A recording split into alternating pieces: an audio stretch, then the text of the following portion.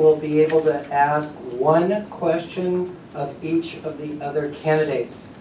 We will start with Mr. Hanneman.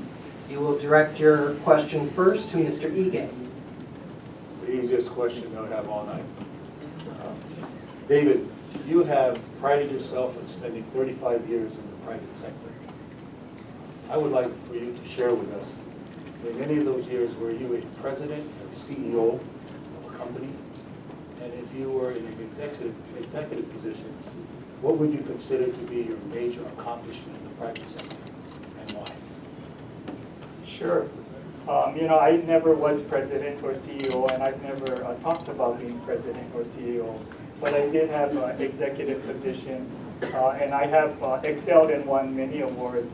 While at GTE, Verizon, and Intel, I was a member of the planning and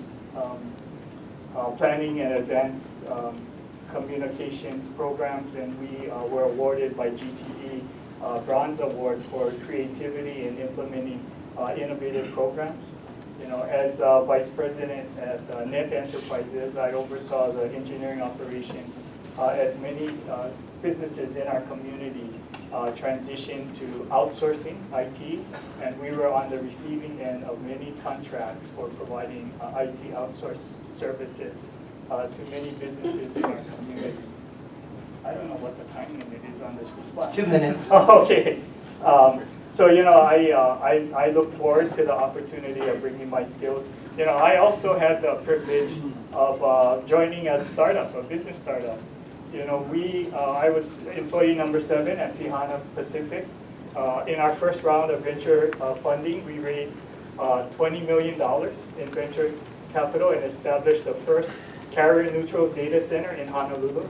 And then we went on to raise $200 million and became the biggest private equity investment in the history of the state of Hawaii to build carrier-neutral data centers across the Pacific.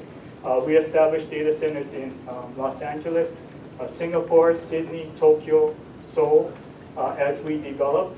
And then, boom, .com bust happened.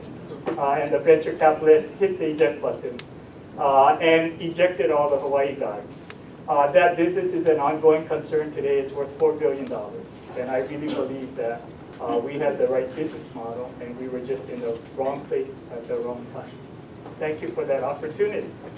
Mr. Hanneman, do you have a question for Mr. Iowa?